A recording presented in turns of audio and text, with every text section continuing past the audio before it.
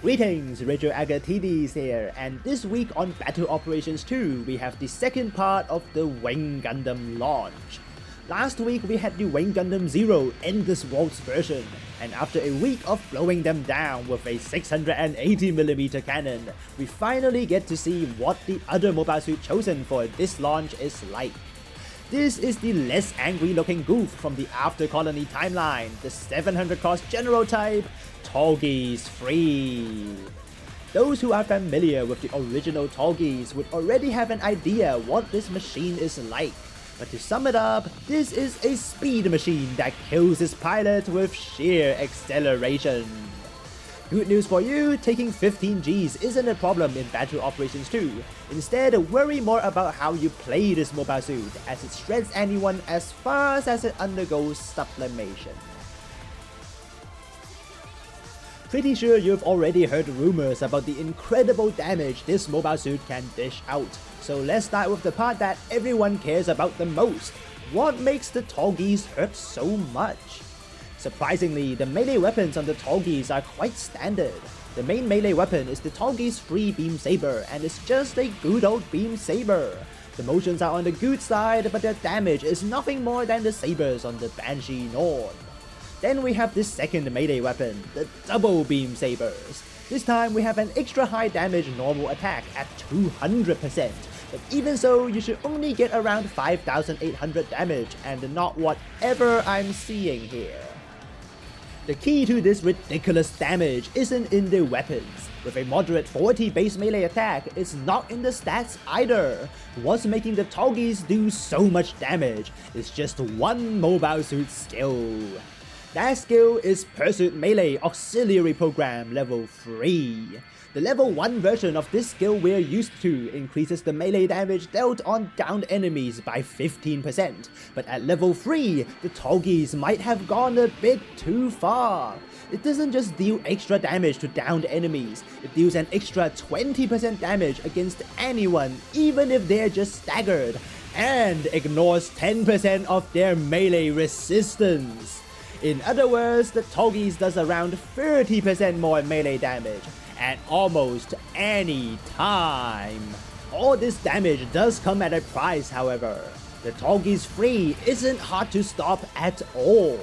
While it's complete with maneuver armor and the melee composite system to negate normal staggers, none of them reduces stagger accumulation, so all it takes is 100% to stop this mobile suit for sure. This means we can't rush in like the melee gorillas or will be stopped in no time. Instead, we have to make use of the ranged weapons on this mobile suit too. When I say ranged weapons, I actually mean just the Mega Cannon, because that alone serves all your purposes.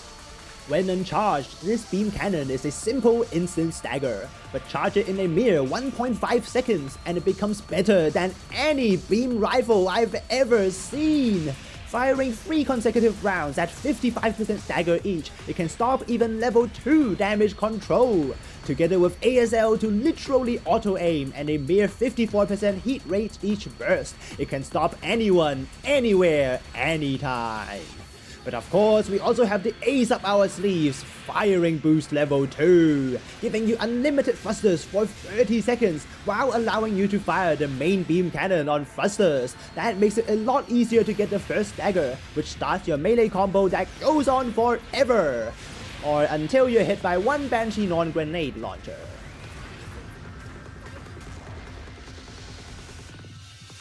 While it's tempting to just spam Firing Boost and go ham, that's actually not the best way to play the Tallgeese.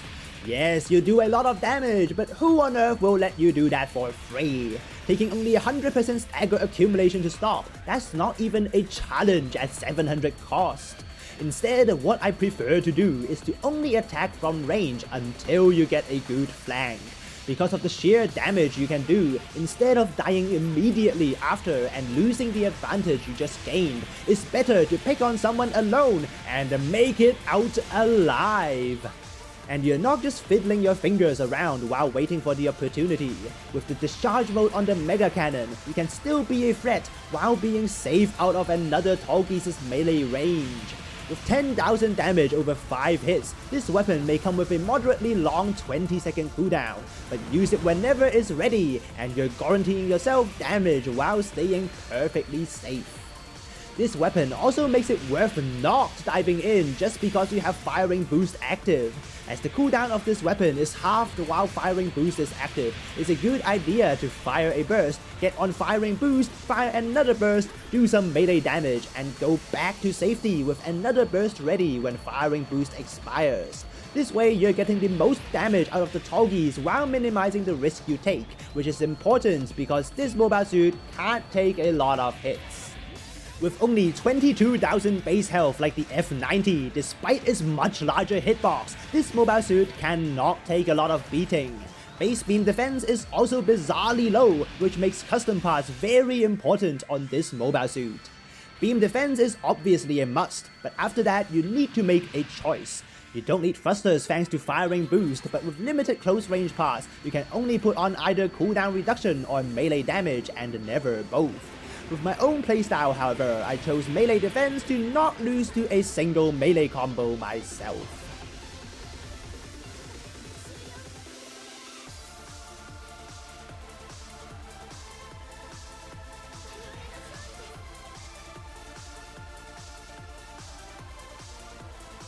That was the Tallgeese 3, the mobile suit that evaporates enemies as fast as it evaporates itself. While the damage potential is off the chart thanks to Pursuit Melee Auxiliary program, you can't charge in directly due to the lack of stagger reduction. With low defense on top of that, this mobile suit is not the one to take encounters head on with. Stay mobile poking at range, swoop in with firing boost when the time is right, and you can do all the damage you want without giving free points to your enemies.